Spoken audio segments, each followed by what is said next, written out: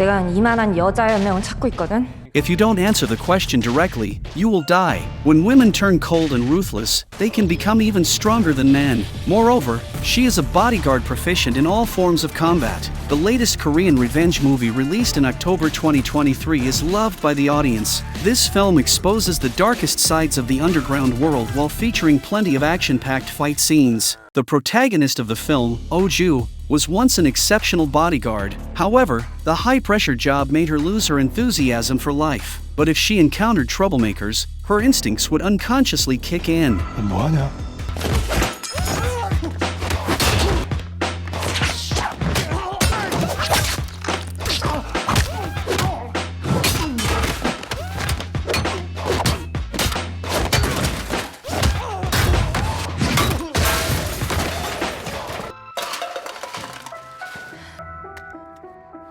여기까지 계산 좀 해주시겠어요?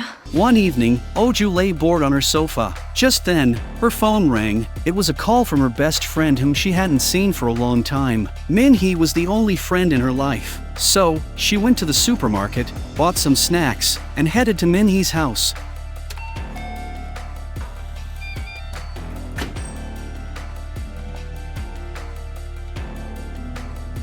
However, she discovered Min-hee in the bathroom, having slit her wrists in an attempt to commit suicide.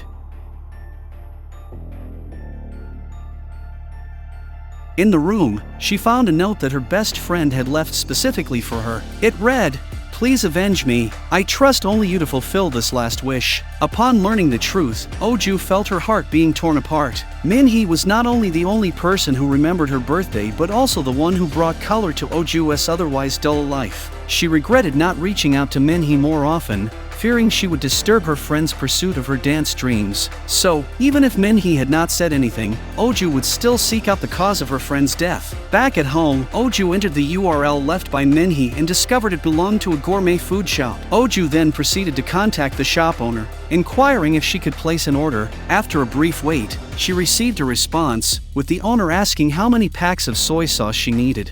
Seeing the question, Oh-ju hesitated for a moment before replying that she needed 1 pack of soy sauce. However, as soon as the owner saw her response, they went offline immediately. As she was about to find a clue, Min-hee's phone rang, and it was a call from an unknown man. The man demanded to meet with Min-hee at night, otherwise, he would ruin her reputation. Though Oh-ju didn't say a word, she was already burning with anger inside. She suspected that this mysterious man was the one who drove her friend to suicide. To uncover the truth, Oh-ju disguised herself and staked out the agreed-upon location. She saw a mysterious man handing over a takeout bag to someone else. However, the person only took the vial hidden within and discarded the rest of the takeout. Just as she was pondering this, Min-hee's phone rang again. Oh-ju held the phone, looked around, and eventually discovered that it was the delivery man who had just driven away making the call. Quickly locking onto her target, Oh-ju tailed the man as he drove away. After confirming his address, she waited until he left during the day and then sneaked into his house.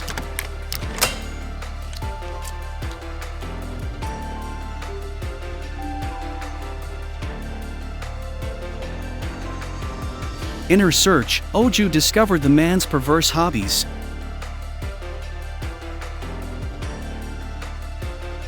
She found numerous USB drives in his drawer, each labeled with the names of victims. Amongst the pile, Oh-ju found Min-hee's.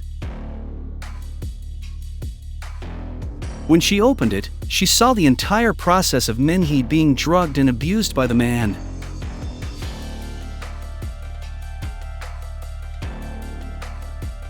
This was the moment she truly understood why Min-hee had committed suicide. She was furious. This man used these videos to threaten Min-hee again and again, and then satisfied his extremely disgusting hobby. Ultimately, he caused her to lose her only friend forever. Determined, she vowed to avenge Min-hee. At night, she eavesdropped on the man's every move and learned that he would start looking for a target in the bar tonight. Oh-ju devised a plan to use herself as bait. She dressed in Min-hee's favorite dress to attract the man's attention.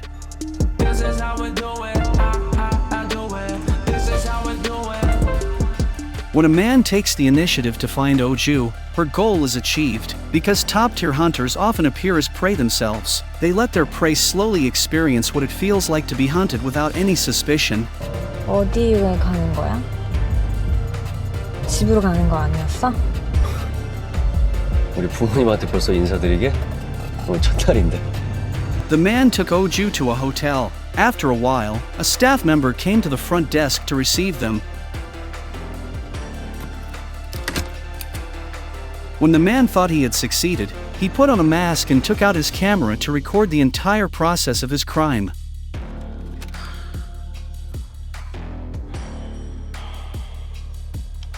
When he let his guard down, Oju made a quick move.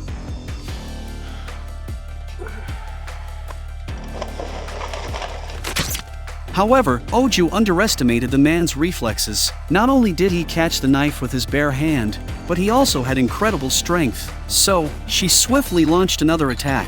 During the fight, Oju realized how formidable the man was, and that he had a strength advantage.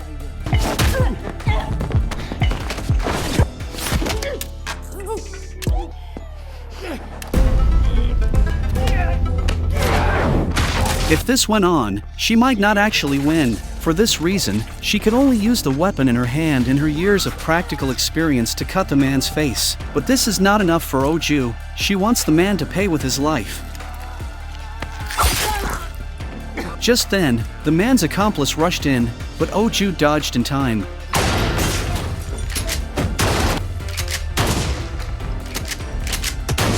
Taking the opportunity, Oju knocked down the enemy and quickly fled. Just as she reached the door, she encountered a man with an electronic ankle bracelet wielding a chainsaw. While Oju was figuring out how to deal with him, a door in the hallway suddenly opened. A girl pulled Oju out and they both escaped, speeding away in the man's car.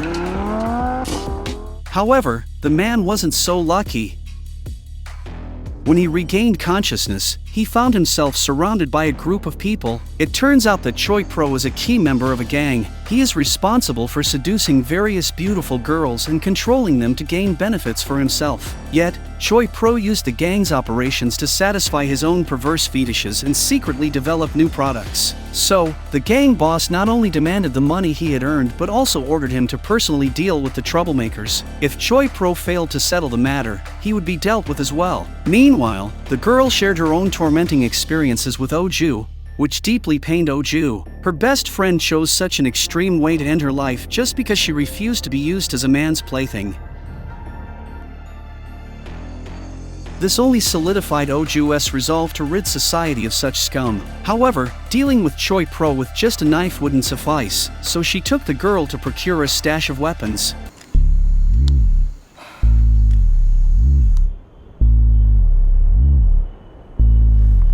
Toi, oui? 네.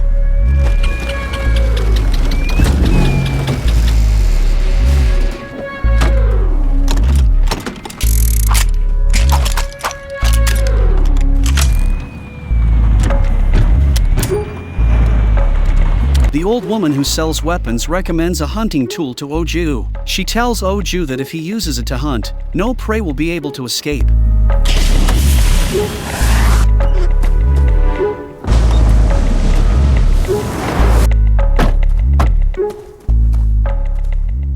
After cleaning the rusty handgun, the girl kept urging Oju to act quickly, fearing that they would both be in grave danger if they didn't move fast. Because she knew that Choi Pro was backed by a powerful organization, Oju didn't care about those things. She just wanted to follow her own plan. Then Oju left home and went to the supermarket. While shopping, she thought of Minhee again.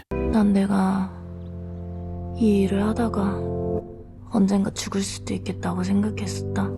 살아있다기보단 오히려 죽어가는 느낌이었어. 근데 그날 딱 너 만나고 사는 게 이렇게 재밌는 거구나. 처음으로 느꼈어. 숨통이 탁 트이는 기분이었어. 에휴, 미친년. 어? 죽긴 왜 죽어? However, when she returned home after making her purchases, she found herself ambushed.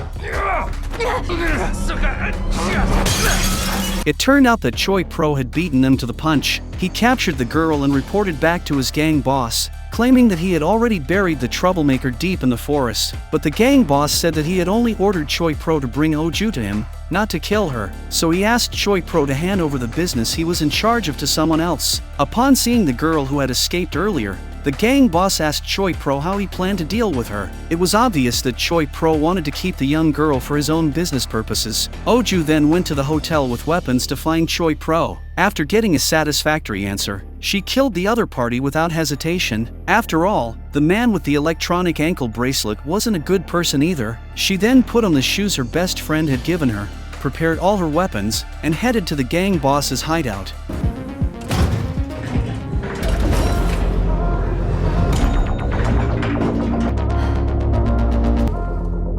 When she got there, she discovered that the place was actually a plantation for illicit substances. When Oju showed up, she asked them loudly about the whereabouts of the girl.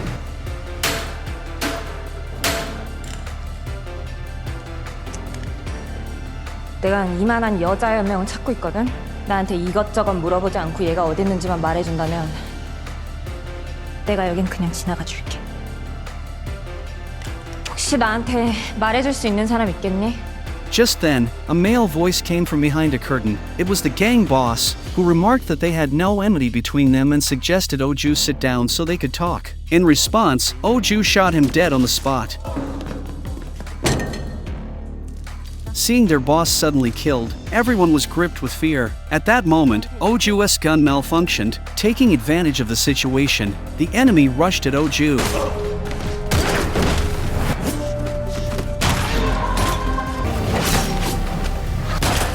But they didn't realize that Oju had purposely led them into a confined space. Her aim was to restrict their movements so she could take them down one by one.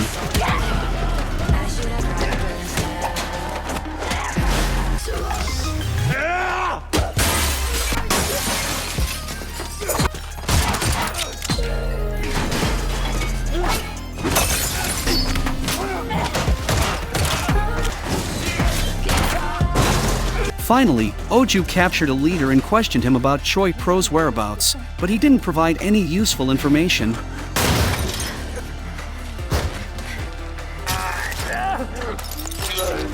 After a fierce battle, Oju single-handedly killed the group of desperados. Soon, during her search, she encountered Myung-sik, who was with Choi Pro. When she saw the girl, beaten and bruised, Oju was ready to kill Myung-sik.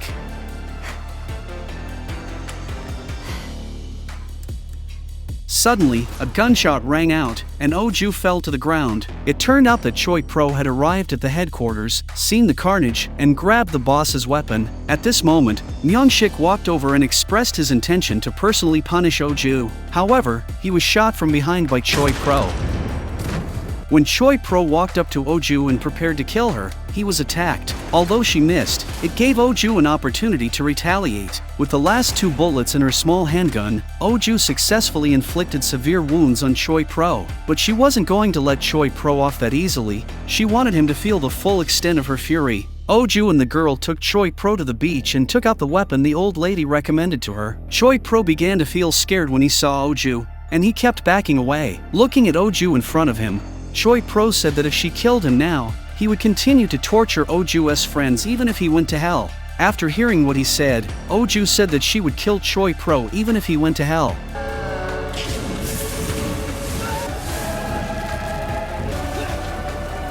At this moment, she finally avenged Minhee and she shed tears.